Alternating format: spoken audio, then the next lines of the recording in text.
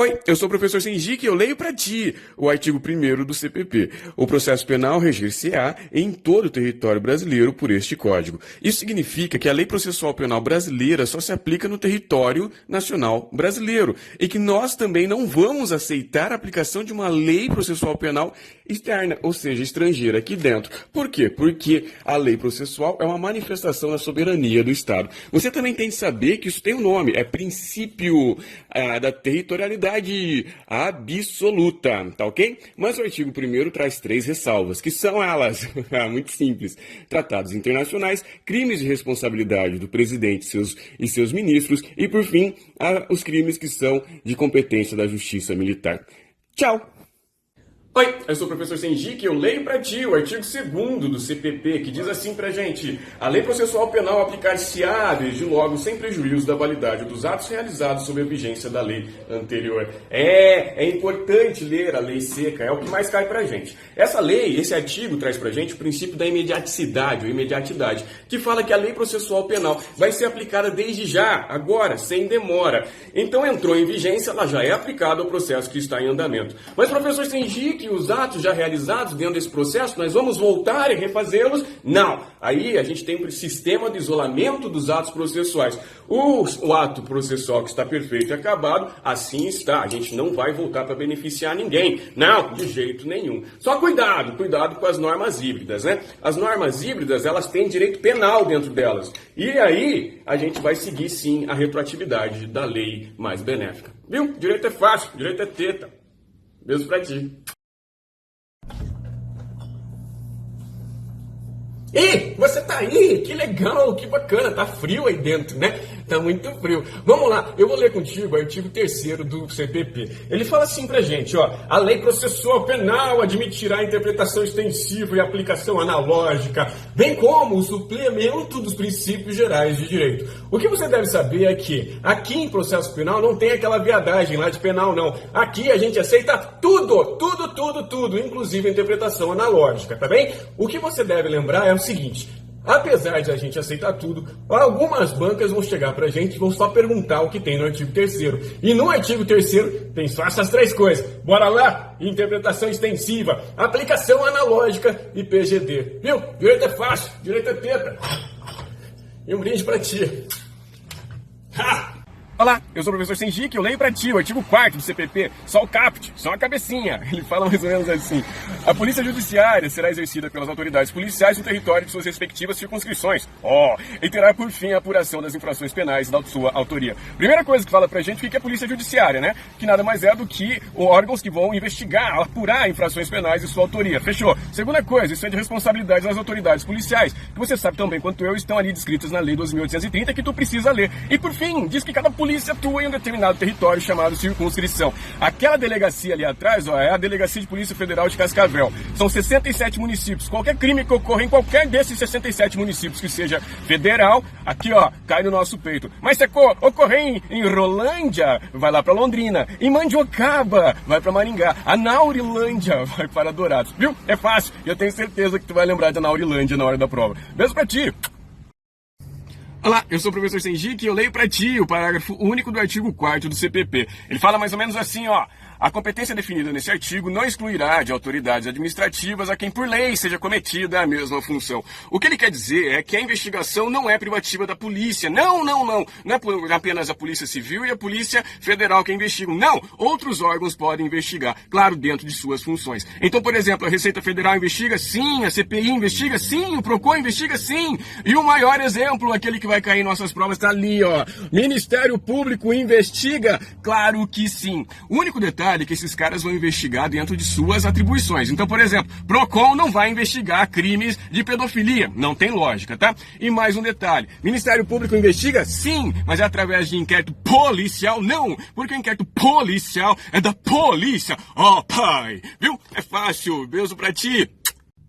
Olá, eu sou o professor Senji, que eu leio para ti o artigo 5º, inciso 1º do CPP, que fala assim: nos crimes de ação pública, o inquérito policial será iniciado de ofício. O que significa de ofício? A primeira coisa é isso que você tem que saber. De ofício significa que a pessoa não precisa ser provocada para realizar o ato. Exatamente por quê? Porque esse ato faz parte de suas atribuições. Então, é atribuição do delegado, sempre que ele souber de um crime de ação penal pública, dar origem ao inquérito policial de ofício. Sim, isso tem um nome, chama notícia, crimes imediatos.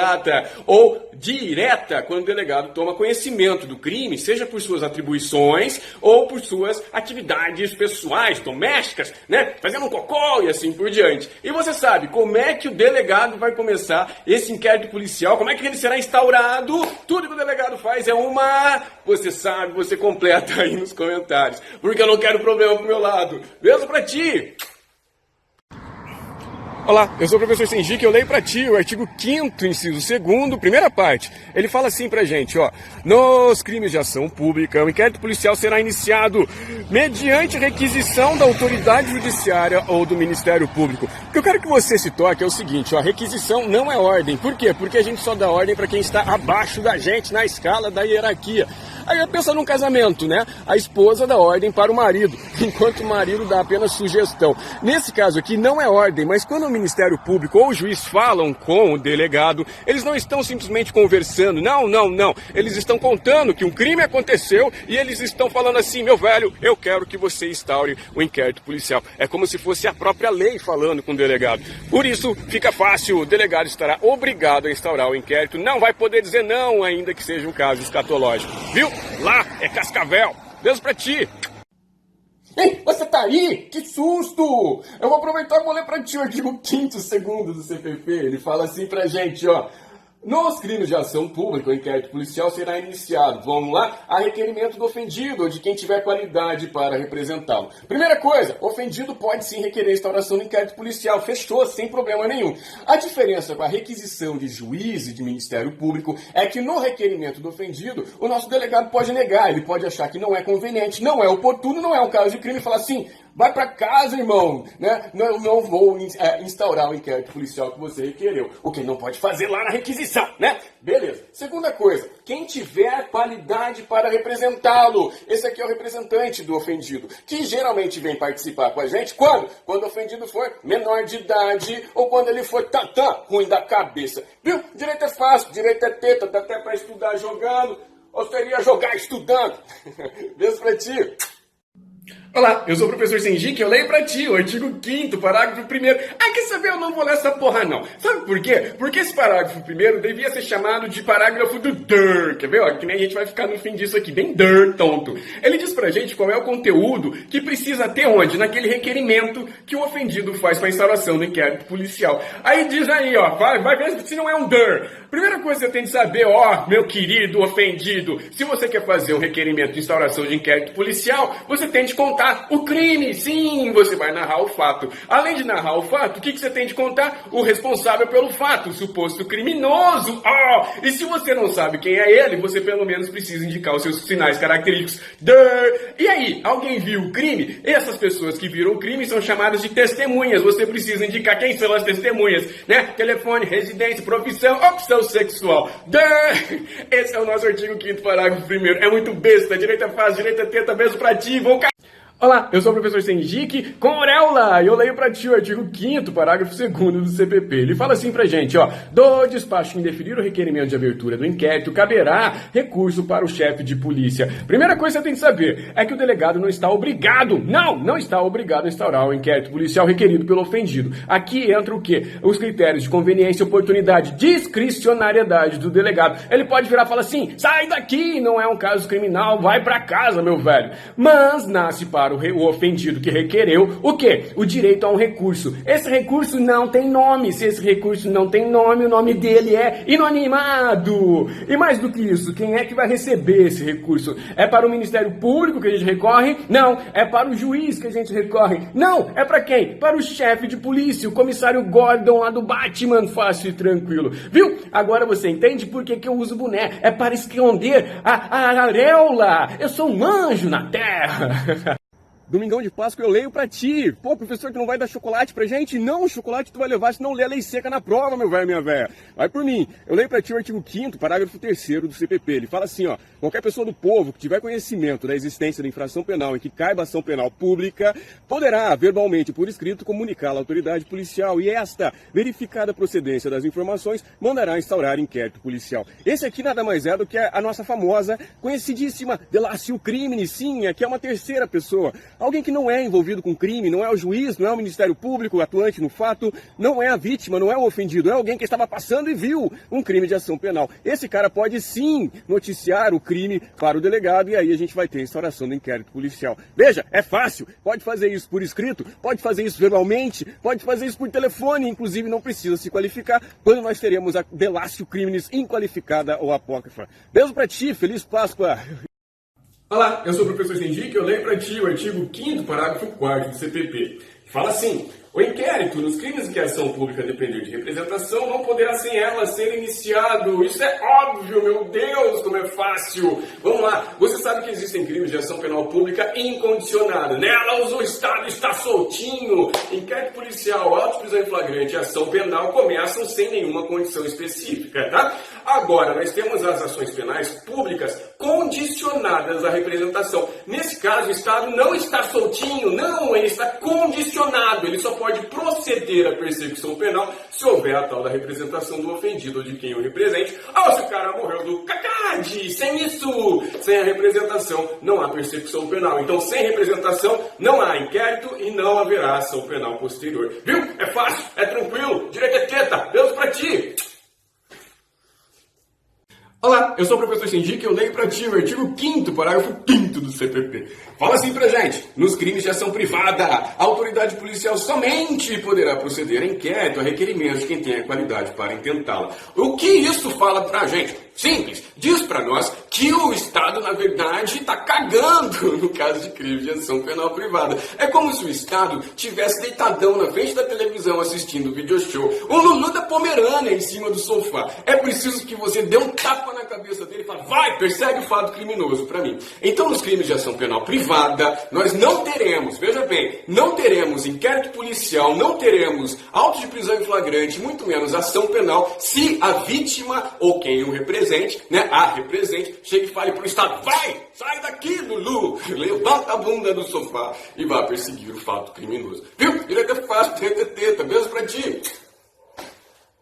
Professor Sendic, eu leio para ti o artigo 6º do CPP. Ele fala assim pra gente, ó, logo que tiver conhecimento da prática da infração penal, a autoridade policial deverá. Daqui para frente a gente tem um monte de diligências, várias diligências policiais. São os procedimentos investigatórios em regra que estão aqui no artigo 6º. Primeira coisa que eu quero que você saiba, ó, o artigo 6º fala em autoridade policial. Você já deve saber que a autoridade policial é o delegado, mas aqui está incorreto, né? A gente está tendo aqui a utilização atécnica do termo. Então, a gente tem várias diligências que não são do delegado. Podem ser de peritos, podem ser de papiloscopistas, de agentes, escrivães e assim por diante. Tudo, né, isso tem de nortear o teu estudo. A depender do cargo que tu for fazer, preste atenção à diligência específica. Mas, professor, eu preciso decorar essas diligências todas. Não! Lembre-se apenas de CSI e cante a musiquinha. Who are you?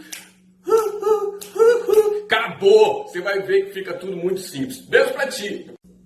Olá, eu sou o professor Sendic e eu leio pra ti o artigo 6º, inciso 1º do CPP. Quando a gente começou a falar no outro fedidinho sobre o artigo 6º, eu falei pra ti lembrar do CSI Las Vegas. A musiquinha do CSI Las Vegas tem de vir na sua cabeça na hora da prova, né? Se você abriu a prova, você deu de cara com o artigo 6º, você já começa a cantar. Who are you?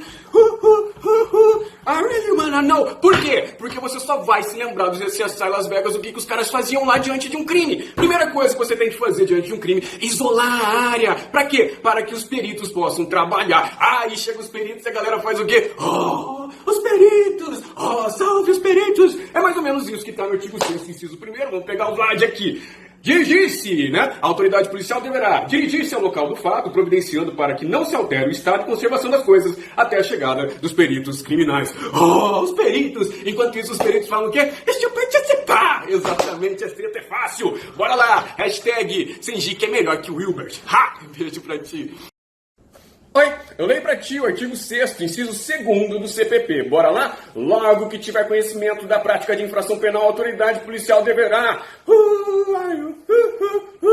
Fácil, sorria pra prova, seduz a prova, ela tá conversando contigo. Inciso 2º, apreender os objetos que tiverem relação com o fato após liberados pelos peritos criminais. Isso significa que os peritos vão realizar o quê? Perícias em cima do quê? Em cima de objetos, produtos de crime, instrumentos do crime, e esses objetos eles têm interesse para a discussão que está acontecendo ali no fato. Sim, então eles ficam apreendidos e eles caminham juntos com quem? Com os autos do inquérito policial. Terminado o inquérito policial, começa a ação penal por uma denúncia ou uma queixa, e esses objetos seguem com a denúncia, vão junto, sai do depósito aqui da polícia e passam a fazer parte do depósito lá da justiça. Viu? Existe direito em tudo, menos na Venezuela e em Brasília. Beijo pra ti! Chazinho de domingo, bora lá? Leio pra ti o artigo 6º, inciso 3º do CPP. Ele fala mais ou menos assim pra gente, ó. Pegando o Vlad, acostume-se com o Vlad. Ele fala assim, ó. Logo que tiver conhecimento da prática da infração penal, a autoridade policial deverá, e você já sabe, colher todas as provas que servirem para o esclarecimento do fato e suas circunstâncias. Mas isso é o óbvio. O que mais que a autoridade policial deverá fazer diante de um crime? Puta que pariu, é colher todas as provas que servirem para o esclarecimento do fato e suas circunstâncias. Até porque a finalidade primordial do inquérito policial não é dar emprego para a polícia, não. É justamente formar a opinião delicti, a opinião do crime a respeito do delito, né, na cabeça do promotor ou do procurador. Viu? Direito é fácil, direito é teta. Beijo pra ti. Excelente domingo.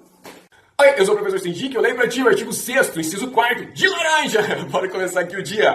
Logo que tiver conhecimento da prática da infração penal, a autoridade policial deverá, inciso 4º, ouvir o ofendido. Vamos todos juntos dar as mãos e fazer um grande DAR. É óbvio que precisa ouvir o ofendido, afinal de contas ele é a vítima do crime, portanto ele é o lesado. É claro que o delegado precisa ouvir o ofendido. A primeira coisa que você deve lembrar é que em alguns casos o ofendido não existe mais. Por exemplo, um crime de homicídio consumado, o ofendido morreu. Vai ouvi-lo como? Vai chamar o Chico Xavier para psicografar as palavras do ofendido? Não, isso não existe. E a segunda situação que você deve lembrar são os crimes de ação penal pública condicionados à representação. Nesses crimes, o ofendido precisa até ser ouvido, por quê? Porque é ali, muitas vezes, que ele vai representar. Pode representar antes, professor? Pode sim. Pode representar antes, sim. Porém, é muito comum que ele represente na hora de ser escutado. Fácil e tranquilo. Se ele não representar, só lembrando, nós não teremos auto de prisão em flagrante, nós não teremos inquérito policial, nós não teremos ação penal nesses crimes.